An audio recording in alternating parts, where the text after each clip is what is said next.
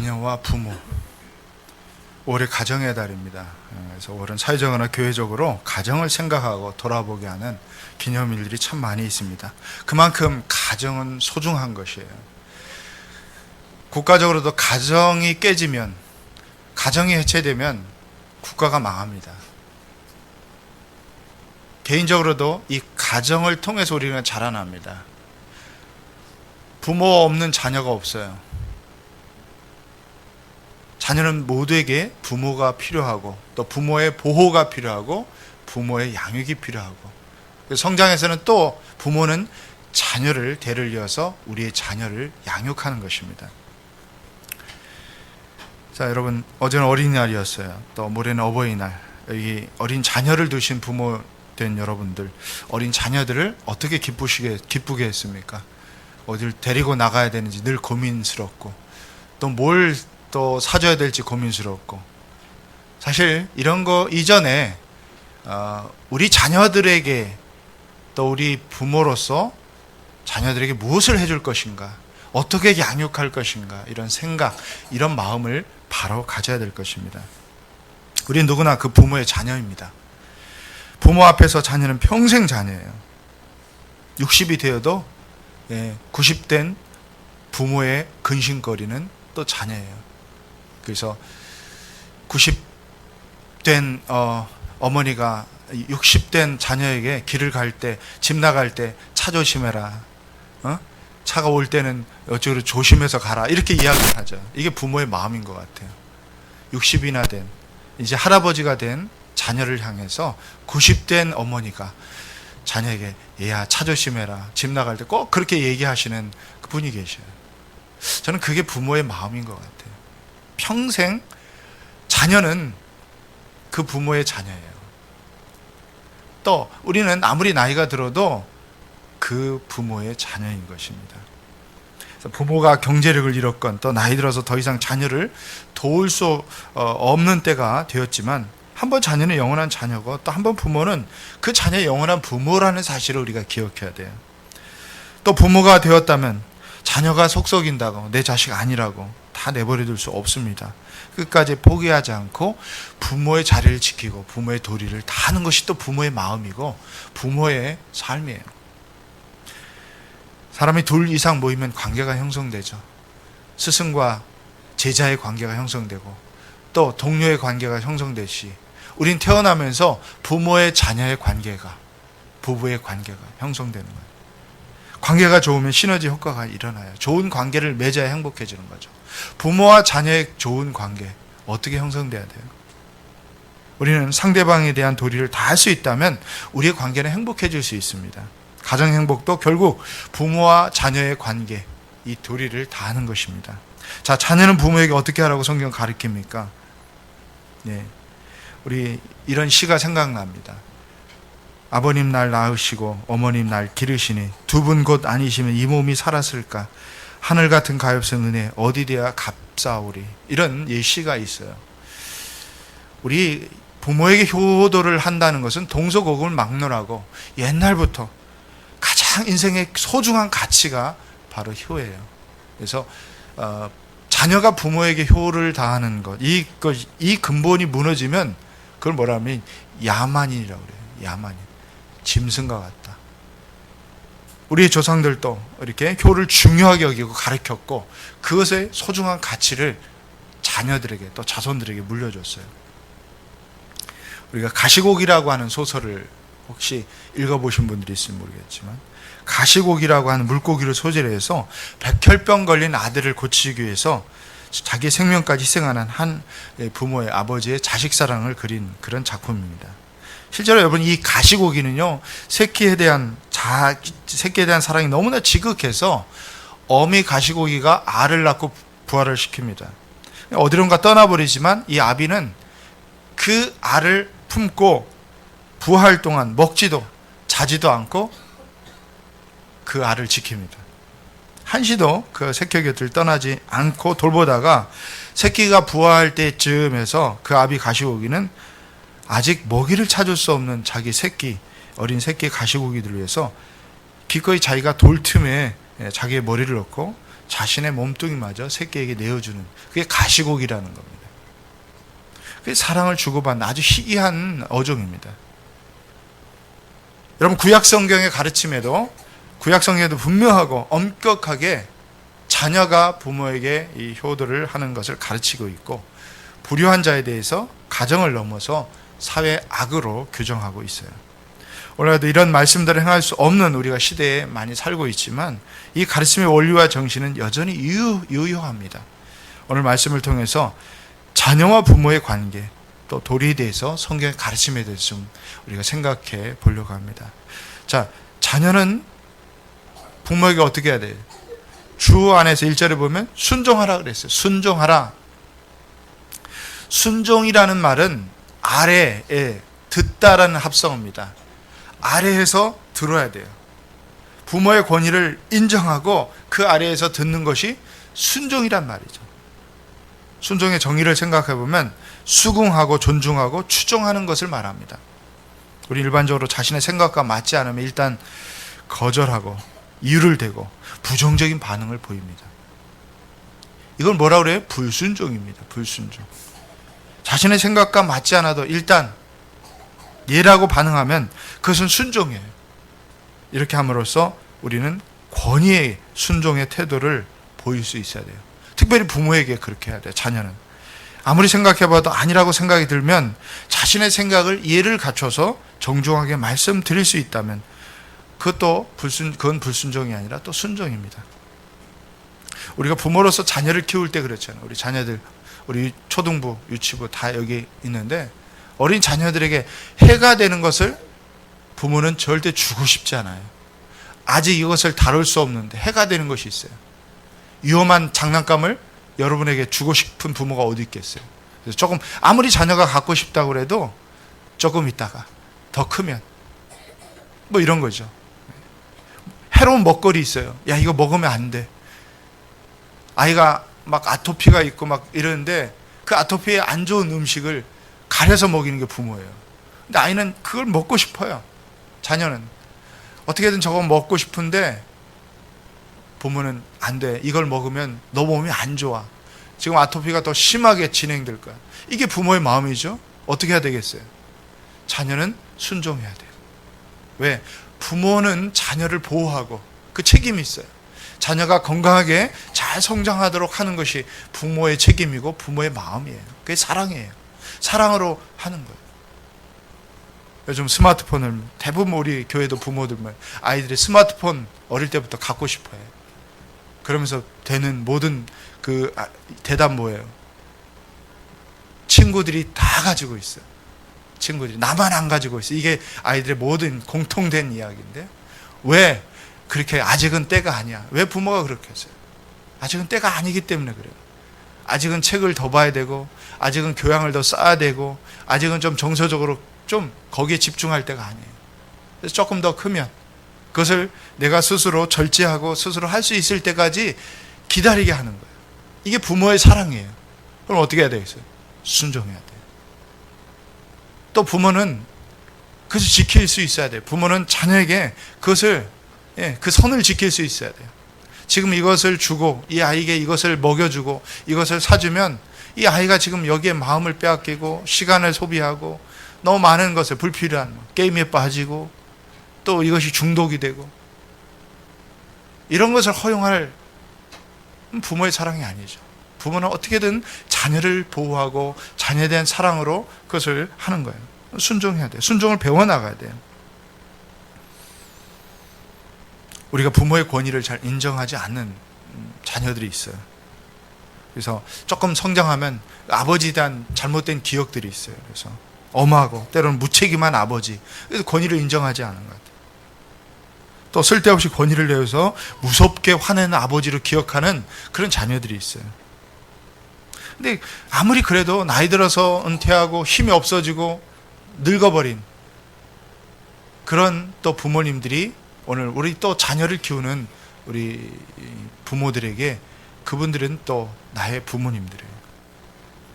어떻게 보면 자녀는 부모의 헌신으로 살아갑니다. 돈 많은 부모가 아니었어도 또 막 힘들게 막노동해서 자녀를 뒷바라지 했을 수 있어요. 이게 우리 부모들의 보편적인 모습입니다. 자, 여러분 어디까지 순종해야 됩니까? 자녀된 여러분, 주 안에서 여러분의 부모에게 순종하십시오. 이것이 옳은 일입니다. 근데 골로새서 3장 20절에 보면 또 이렇게 나와 있어요. 골로새 3장 20절 말씀 보겠습니다. PPT 보여주세요. 자녀된, 우리 같이 한번 읽어볼까요? 자녀된 여러분, 모든 일에 부모에게 복종하십시오. 이것이 주님을 기쁘게 해드리는 일입니다. 여기 어디까지 순종하라 했어요? 모든 일이라고 그랬어요. 이것은 순종하고 저것은 모든, 이게 주님을 기쁘시게 하는 거예요. 부모를 순종하는 것은 주님을 기쁘시게 하는 거예요. 일단 부모의 어떤 요청, 요구에 무시하지 말고 주의 깊게 듣고 존중하십시오. 물론 때로는 분별해야 돼요. 왜? 부모님은 완전하신 하나님 아니시기 때문에. 때로는 하나님의 뜻을 거스리도록 요구나 명령을 할 수가 있죠. 너 교회 다니지 마라. 신앙 양심을 버려라. 어떤 부모는 자녀에게 너 사주팔자가 안 맞으니까, 궁합이 안 맞으니까 헤어져라, 이렇게 요구하는 부모가 있어요. 이건 합당한 요구는 아니에요. 너는 무슨 나쁜 짓을 해서라도 너는 성공해야 된다, 이렇게 가르치는 부모 별로 없겠지만 혹여라도 이런 것 있다면 그건 분별할 수 있어야 되죠. 명확하게 죄 짓는 일이거나 영적으로 분명하게 하나님을 거스린 일이 아니라면 여러분 부모에게 순종할 수 있어야 돼요. 창세기 보면 아브라함의 아들 이삭의 이야기가 나옵니다. 하나님께서 그 100세에 난 아들, 눈에 넣어도 아프지 않을 아들 이삭이 13살 되었을 때 재미있게 아들을 키우고 있는데 하나님께서 너가 아들을 더 사랑하는지 나를 더 사랑하는지 시험해 보기 위해서 그 아들을 바치라고 합니다. 그 아들을, 이삭을 13살이면 상당히 힘도 있었고 100세 된 아버지보다 더 힘이 있죠. 그런 이삭을 데리고 모리아산으로 가서 묵습니다. 그런데 이삭이 그걸 알아요. 눈치챘어요.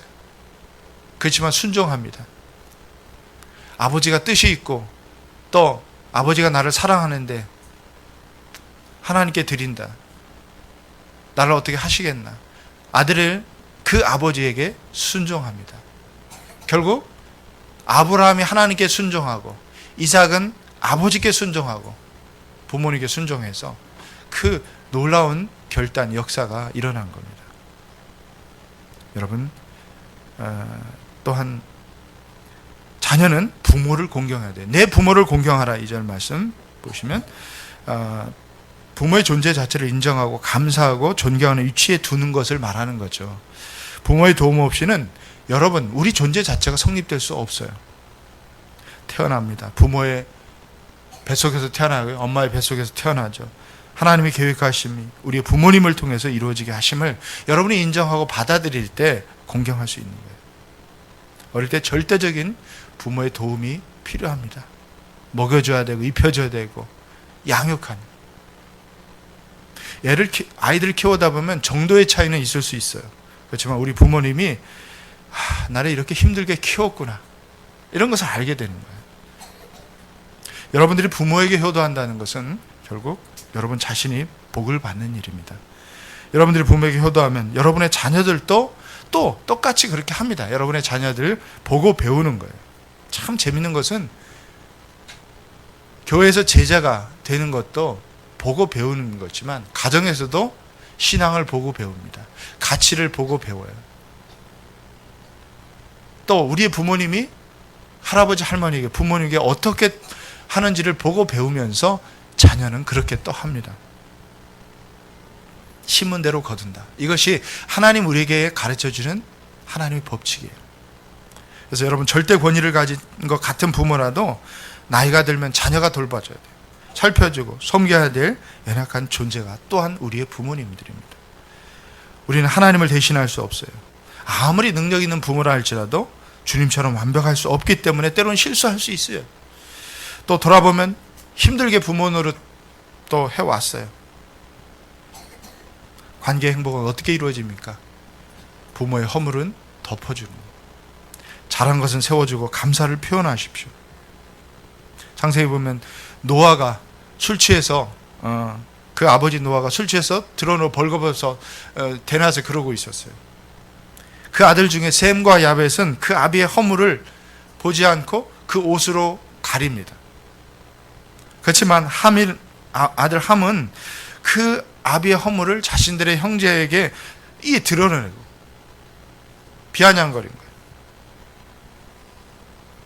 여러분, 부모가 허물을 보일 수 있어요. 부모가 연약할 수 있어요.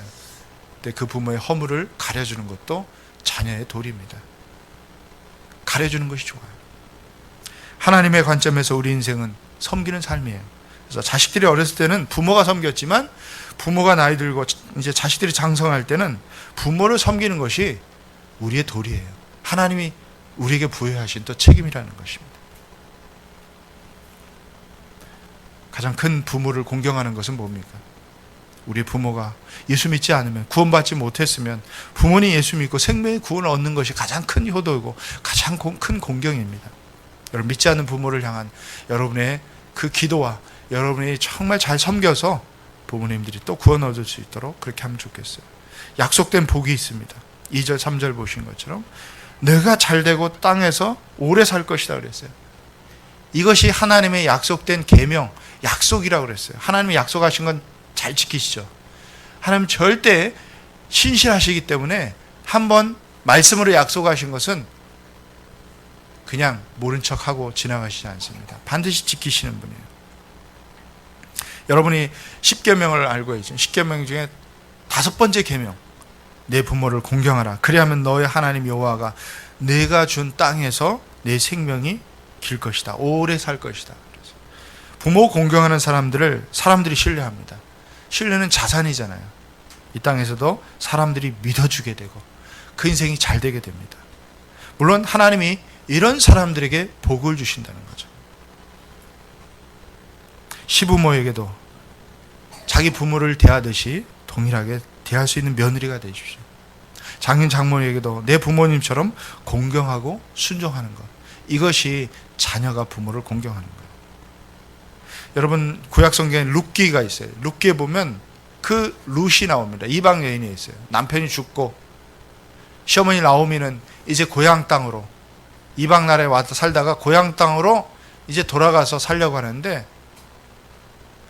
어떻게 하냐면 그냥 너희들은 여기 있고 나 혼자 돌아간다는데 이 룻은 굳이 시어머니를 따라서 가려고 합니다. 따라서. 그녀는 얼마든지 새로운 인생을 시작할 수 있어요. 그렇지만 그녀는 시어머니와 나머지 인생을 보내기로 결정합니다. 그 시어머니를 기쁘게 했어요. 순종은 언제나 예라고 말하는 것이 아닙니다. 상대방의 마음을 알아서 상대방을 기쁘게 하는 것이에요. 그것이 순종이에요. 우리에게도 부모님을 기쁘게 해드리고 싶은 마음이 있어요. 사실 부모님의 마음을 알아서 기쁘게 할 수 있다면 얼마나 좋겠습니까? 자, 내가 땅에서 잘되고, 이 잘되고라는 말 중에 이 잘됨이라는 것이 웰빙이에요. 우리가 웰빙 많이 그러는데 웰빙의 삶이라는 것은 우리가 사는 동안 평안을 누리고 또 안녕할 수 있다면, 평안을 누릴 수 있다면 뭘 더 바랄 수 있겠어요? 근데 부모를 공경하는 자녀에게 하나님이 이런 축복을 해주신다는 거예요. 이게 신실하신 하나님의 약속, 하나님이 우리에게 베풀어 주시는 은혜입니다. 자, 그러면 부모는 자녀에게 어떻게 합니까? 부모의 역할이 있어요. 요즘 부모가 되면 제일 큰 걱정은 우리의 자녀들을 가르치고 양육해서 어떻게 성공시킬 것인가, 어떻게 성공한 자녀로 키울 것인가, 이게 주된 관심이죠. 이 험한 세상에서 제 몫을 다하며 살 수 있을 것인가, 자녀를 보면서 이런 고민을 해요. 그래서 나는 이런 거에 자신이 없기 때문에 자녀를 적게 낳겠다, 안 낳겠다, 뭐 이런 생각을 하는 우리 젊은 부모들이 많아요. 여러분, 자녀를 이 땅에서 성공자로 양육하고 싶은 마음은 부모라면 누구나 있죠. 이게 어떻게 보면 부모의 역할? 이럴 때 부모의 역할은 어떤 것입니까? 하나님이 내게 이 가정에 주신 자녀는 기업이고 선물이라는 것을 분명히 인식하고 있어야 돼요. 우리 자녀를 책임 있게 잘 양육해서 우리가 하나님께는 영광되게 돼야 돼요. 하나님이 쓰시는 사람이 될 것인가? 우리 자녀가 이렇게 커서 하나님께 영광 돌리는 삶을 살 것인가? 사람들에게 칭찬받을 수 있을 것인가? 뭐 그 사람이 우리 자녀가 굉장히 높은 지위에 올랐다고 해서 칭찬받는 건 아니잖아요. 요즘 뭐 국회의원이 되고 장관이 됐다고 해서 다 칭찬받는 게 아니잖아요. 요즘 제일 많이 욕먹는 게 또 국회의원들이에요. 아마 국회의원이 됐다면, 내 자녀가 나중에 국회의원이 되고 이 자리에 뭐 공직자가 됐다면 훌륭한, 자랑스러울 수 있어요. 그러나 욕먹을 수 있잖아요.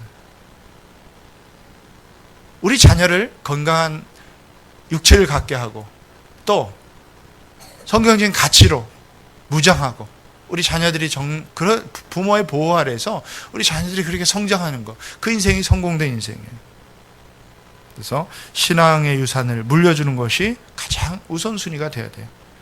자녀가 잘 되기를 바라는 건 어느 부모 다 똑같죠. 그렇지만 돈보다 성공보다 하나님이 기뻐하실 만한 우리 자녀들에게 신앙을 계승시켜주고 하나님이 기뻐하시고 사람들이 좋아할 만한 성품으로 자라가도록 가정에서 부모는 자녀의 거울이 되어야 됩니다. 유대인들은 이런 자녀 교육의 원칙을 갖고 있어요. 쇠마라고 불리는 그 말씀에서 명령받은 것처럼 하나님 말씀을 12세까지 아주 집중적으로 가정에서 가르칩니다. 말씀을 읽게 하고 심지어는 미간에 붙이고 이마에 붙이고 이 팔에 손목에 메고 할 정도로 말씀을 암송하고 그 말씀을 따라하는 거예요. 말씀을 집중적으로 가르쳐요.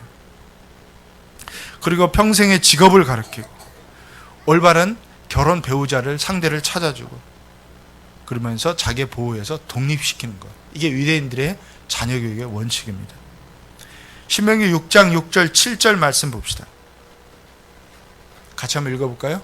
내가 오늘 당신들에게 명하는 이 말씀을 마음에 새기고 자녀에게 부지런히 가르치며 집에 앉아 있을 때나 길을 갈 때나 누워 있을 때나 일어나 있을 때나 언제든지 가르치십시오. 언제든지 어디 있을 때든지 하나님 말씀을 통해서 교훈하고 말씀을 가르칠 수 있는 것. 이것이 유대인들이 또 우리가 이 말씀을 따라서 그렇게 해야 됩니다. 두 번째는 부모는 자녀를 교훈과 훈계를 양육해야 돼요. 근데 여기 노엽게 하지 말고 부모의 지나친 기대가, 지나친 요구가 자녀를 화나게 할 수 있어요. 노엽게 할 수 있어요. 능력치 이상의 지나친 욕심으로 우리 자녀들을 기대하면 자녀는 힘이 듭니다. 공부에 대한 어떤 성취에 대한 자녀의 기대, 부모가 자녀를 향한 기대가치가 있어요. 또 제일 힘들게 하는 게 뭡니까? 제일 상처받는 게 뭐예요? 다른 아이와 비교하는 거예요. 누구네 집 애는 너랑 똑같은데 너는 왜 이렇게 안 되니? 너는 왜 그렇게 그거밖에 못하니? 내가 너에게 뭐 학원을 안 보내줬니? 뭘 보내? 이런 생각, 이런 얘기가 자녀들에게 비교하는 거예요. 자녀들이 굉장히 상처받습니다. 노엽게 하는 거죠. 이건 바른 교육이 아니에요. 바른 양육이 아닙니다. 사람의 마음이 노엽게 되면 마음을 잃어버린다는 거죠. 동기를 잃어버려요. 내가 뭘 해야 되는지 동기를 잃어버려요. 자녀들이 자꾸 뭔가 인생을 정말 가치 있게 소중하게 살아갈 그 동기를 잃어버리는 건 부모의 또 큰 책임이에요. 부모가 그 마음을 잃어버리게 할 수도 있다는 거예요. 그래서 마음의 격분이 일어나면 마음에 쓴뿌리가 생기죠. 상처로 남아요. 그래서 쓴뿌리는 뭐예요? 원망하는 마음, 불평하는 마음이에요. 자녀들의 마음속에 있는 이 쓴뿌리가 그 자녀를 인격적으로, 영적으로 상처를 주고 아주 깊은 수렁에 빠지게 할 수 있다는 것입니다.